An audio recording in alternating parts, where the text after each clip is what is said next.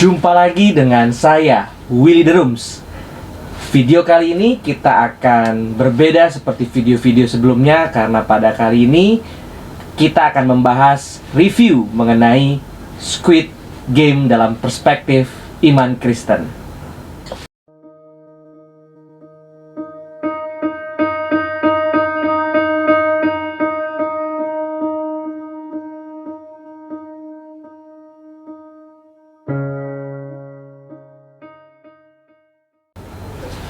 Film Squid Game sejak ditayangkan di Netflix langsung menarik banyak penonton dan viral di seluruh dunia.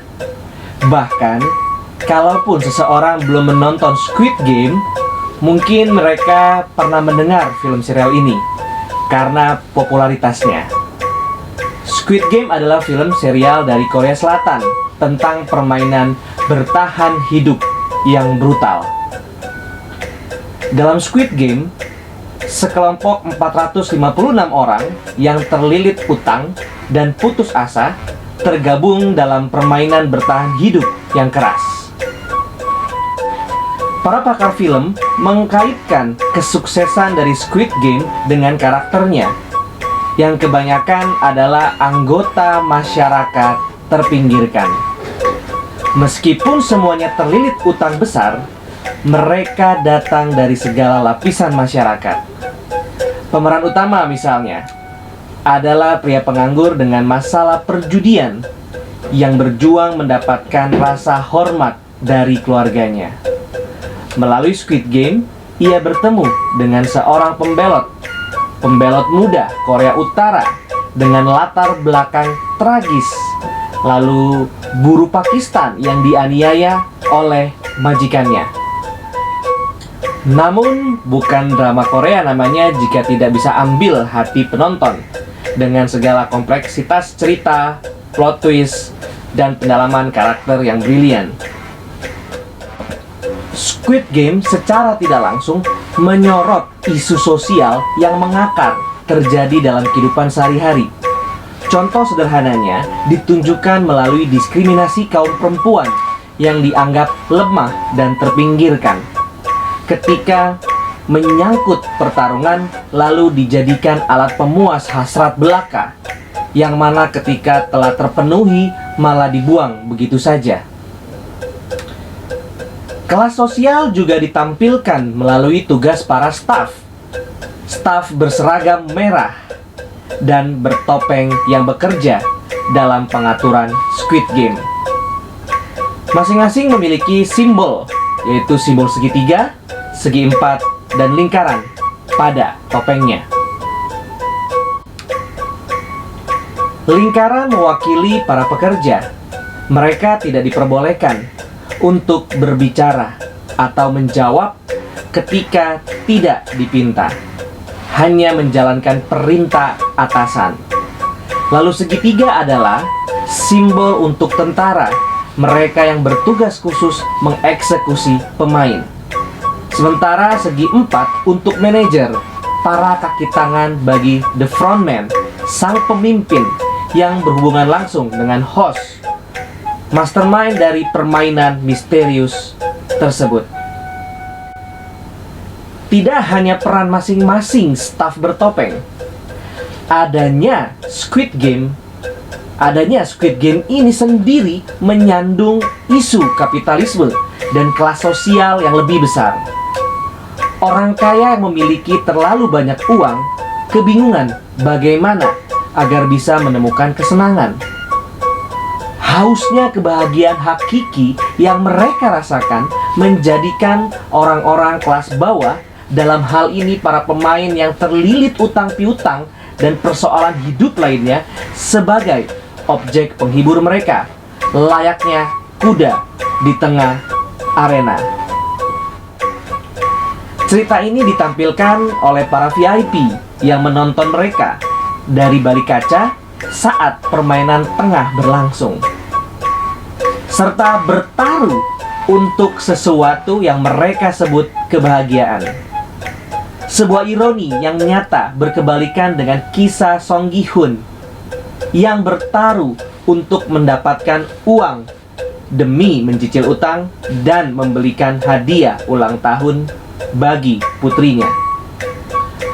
Mengulik lebih jauh tentang kapitalisme, menurut Karl Marx, kapitalisme adalah sistem di mana harga barang dan kebijakan pasar ditentukan oleh pemilik modal supaya mencapai keuntungan yang maksimal. Tentu saja, realitanya sistem ini hanya menguntungkan sebagian kalangan selaku pemilik modal, menekan para pekerja atau buruh dan menyeret mereka pada sistem sosial yang menyeluruh lebih dari sekedar sistem perekonomian, sebagaimana yang disebutkan oleh Ebenstein dan Insinyur Soekarno. Para VIP termasuk host dan penyelenggara Squid Game mengabaikan sikap kemanusiaan karena hegemoni kapitalis dan individualisme yang dianutnya. Mereka tidak percaya dengan manusia. Oleh sebab itu, tidak ada belas kasih dalam aturan-aturan di setiap permainnya, bahkan termasuk dalam manajemennya sendiri. Sekali saja tertangkap melanggar, nyawa adalah taruhannya. Mereka pikir tujuan utamanya adalah uang dan kebahagiaan yang bisa ditukar, macam simbiosis mutualisme. Lantas, apa yang dapat kita pelajari sebagai orang Kristen melalui film ini yang di dalamnya memiliki tema kapitalisme?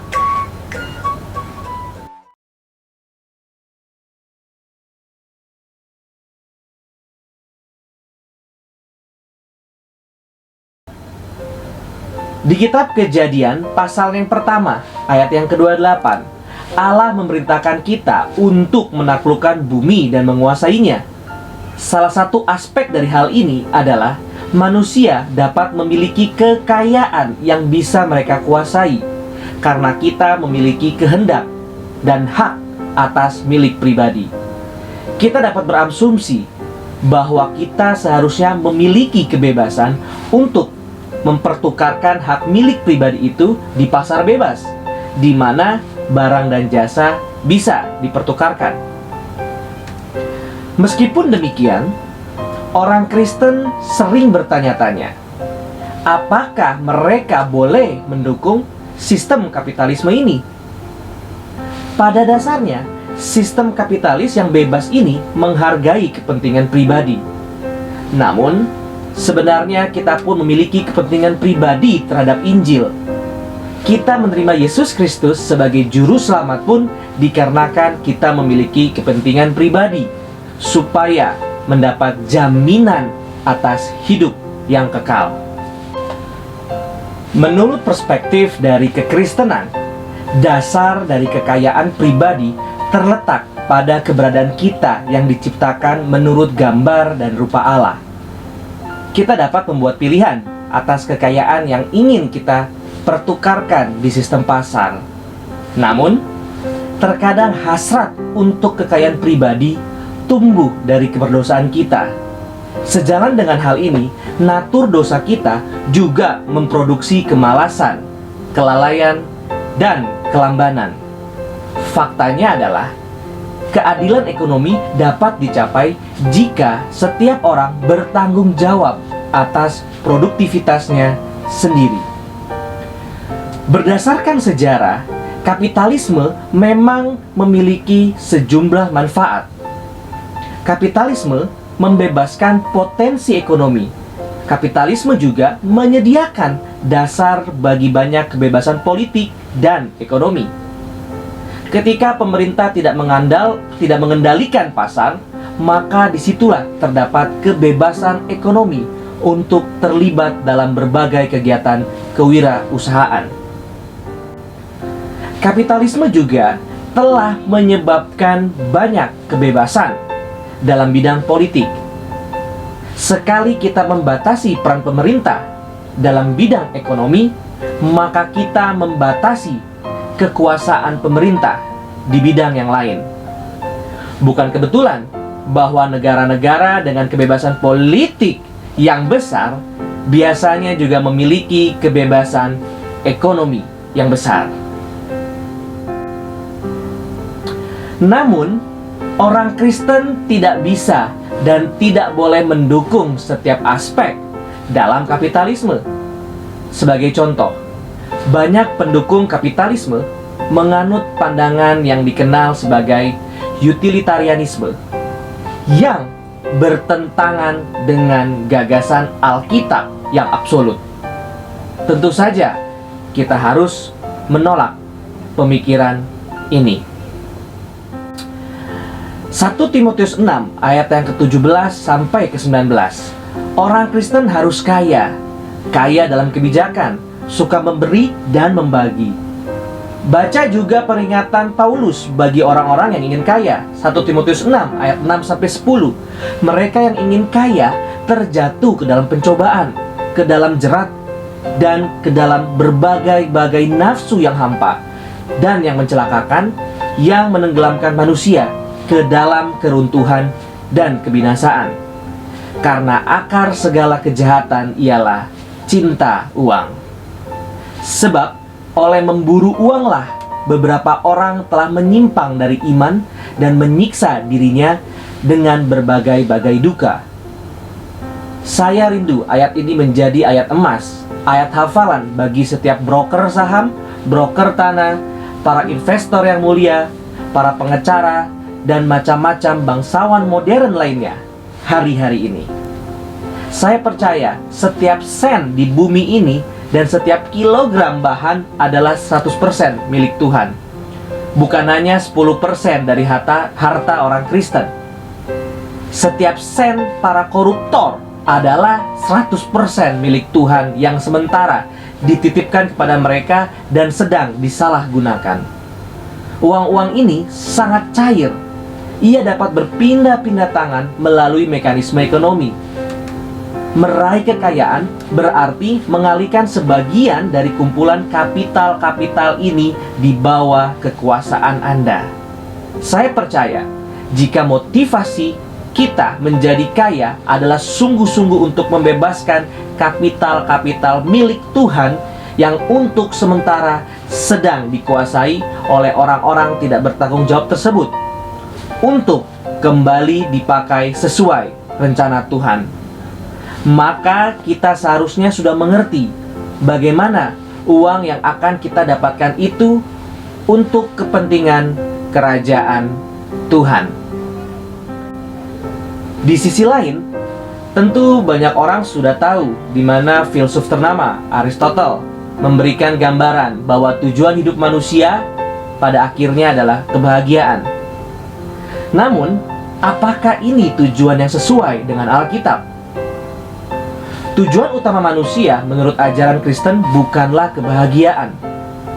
Sesuai dengan Katekismus Kecil Westminster, tujuan utama manusia ialah memuliakan Allah dan bersukacita di dalam Dia untuk selama-lamanya.